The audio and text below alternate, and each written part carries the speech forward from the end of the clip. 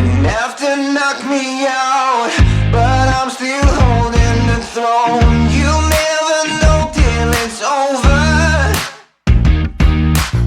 So pretty it hurts.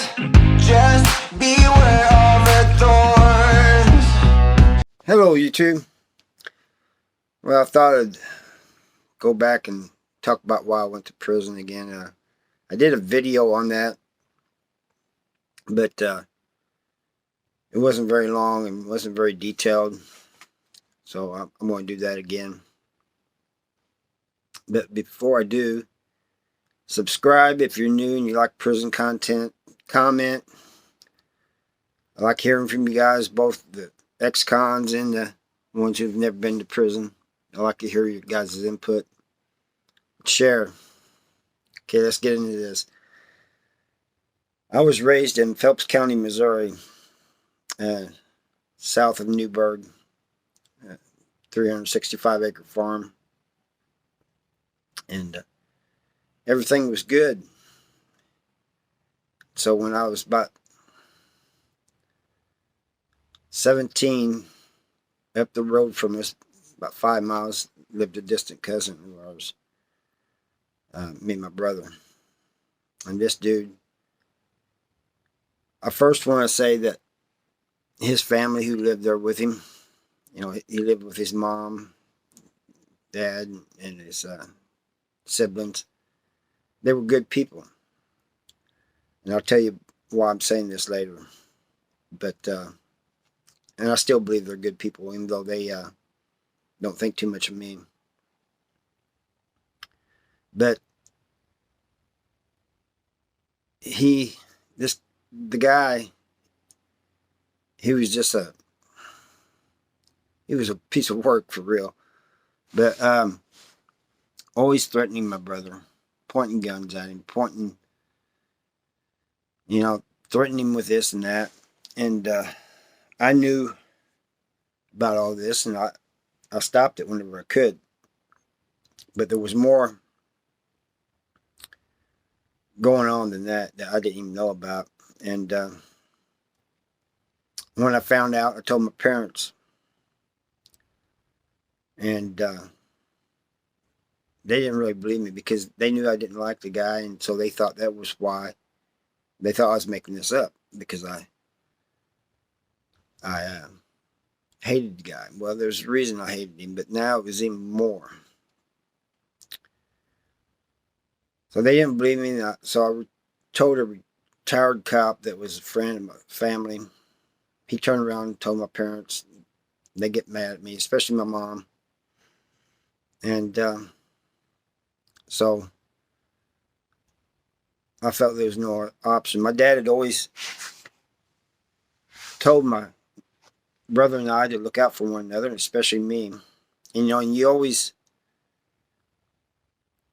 want to do that, but you never thought it's going to be to this extreme that it's about to happen. So one day during deer season, I knew the area he was hunting in, and I went, and we ended up in an argument. And I was really upset.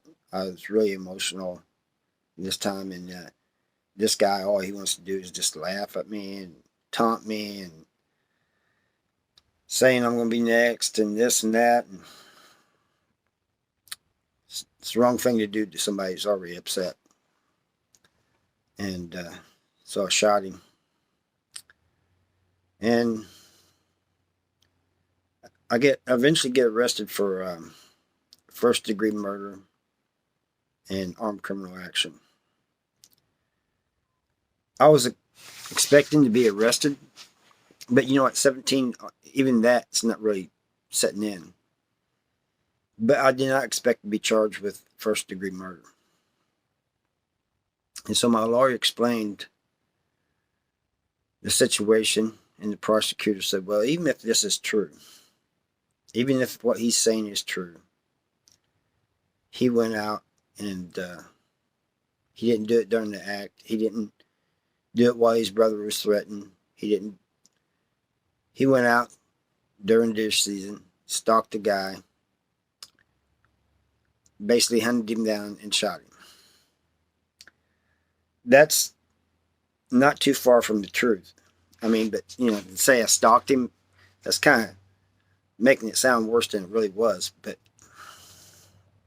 anyway, I ended up taking a plea deal. Should have never done that, but I was 17. And I took a plea deal for 25 years. Which I guess is not bad. But, and they dropped the armed criminal action. Meanwhile, me and two other guys, I think I've told you guys about this before, Ricky Miller and another guy, we tried to escape. Well, they took that deal, when we got caught, they took that deal off the table, and they said the only deal they would offer is life and 5 ran concurrent. Otherwise, if I go to trial, they're going to throw the books at me and try to get everything run wild, and the armed criminal action would come back. I never understood that armed criminal action. It's like another murder charge, if you ask me. The murder charge said I killed the guy. Armed criminal action says I killed him with a weapon. Same thing, if you ask me. So anyway, I accepted that deal, and when I was in prison, there was a lot of people that told me that they would have never took that deal, and they're probably looking in hindsight, I probably shouldn't have. But I was 17, I was young,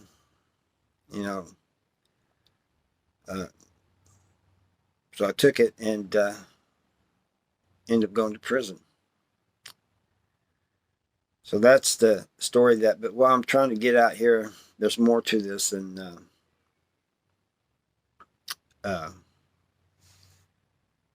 just me killing somebody, protecting my brother, and killing somebody by shooting somebody. Everybody says, "Oh, you did everybody a favor. You protected your brother, and no telling us how many people you saved, and this and that." But nobody ever thinks about the guy's family. Even I forget about it sometimes. But like I said, these were good people. So, in my opinion, they are and were. So, what about them? The grieving they went through, because they don't believe like the siblings don't believe their brother was like that. I know the mother didn't believe her son was like that. They didn't believe he was that type of person. They knew that sometimes when he got drinking that he was really messed up, and did things that he shouldn't have. But they didn't think he was that type of person. And so there's a ripple effect. Everything you do has, every action you do, there's reactions, there's consequences. And it's the same with this. It's like throwing a stone in a pond, and then you watch the ripples go out. They're big at first, and then they get smaller. The big ripples are the people closest to you that's being affected by what you did. So I just want you guys to know that even when you think you're doing something for a noble reason, you can affect other people. And there's somebody that's always going to be hurt in the situation. And even my family was hurt. I saw my parents age 10 years in a year. And there's the thing about, I don't know about other states, but in Missouri's kind of messed up in its laws. One of my dad's friends took a young guy in because he had no place to stay. So he's letting him stay with him for a little bit. And until he found a place to to go. And I met him in Licking. And he said what happened was, said the guy wasn't there very long. And he said, all I did was ask him, have you been looking for another place? And he said, next thing you know, we're arguing about something else. He just made a mountain out of a molehill, and said he came at me with a knife and I shot him. In my opinion, the guy was defending himself. But Missouri said that he used excessive force. In other words, the guy came at him with a knife and he used a gun to defend himself, and he shouldn't have. It's a bunch of bull, if you ask me. So what was he supposed to do? Was he supposed to use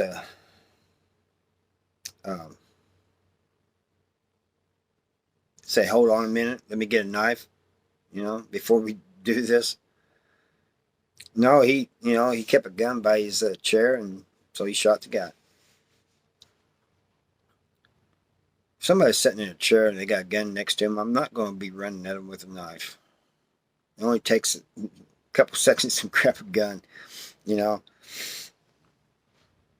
But I guess that this guy didn't see it. He wasn't thinking about that. And that's what I'm trying to tell you guys. You guys got to think. Think before you do things.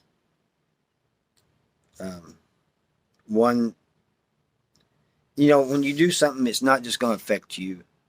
It's not going to affect the person that you're doing whatever it is you're doing to, whether you're robbing somebody or beating somebody up or stealing, whatever. It's more than just two people involved. It's going to be your parents involved, or whoever, your relatives involved, friends involved. It just keeps spreading out, All my friends were affected by what I did. Some of them lost faith in the justice system. And I know I did. I just can't believe some of the reasons that people are in prison, and for a large amount of time. Not just, a few years. If they would just gave me, I don't know, 10, 15 years, I don't know what would be a right amount of time, really. But I do not think that 29 years of my life for protecting my brother, I think that was a little too much. Although some of it was my fault for trying to escape. I'll admit that. But even if I hadn't, it'd been 25 years. I've been out 8, 9 years maybe. I don't know. Some of you guys knows a little bit more about how the Missouri system works. You can probably tell me. But that's there's many cases like that, and even people who do things, who are criminals and who commit crime all the time. A lot of the charges they get is, I'm going to tell you, it's BS. You guys may not believe it, but it is. And some people get set up. They may be doing a lot of bad stuff, but I know people that doing all kinds of bad things, stealing, robbing, doing this, doing that. And the reason they're in prison is for none of that. They got caught up on something they didn't even really, some of them didn't even know anything about it. And some of them is just, it happened. They was in the wrong place at the wrong time. Or they went with somebody else and that person did something and there they are in prison.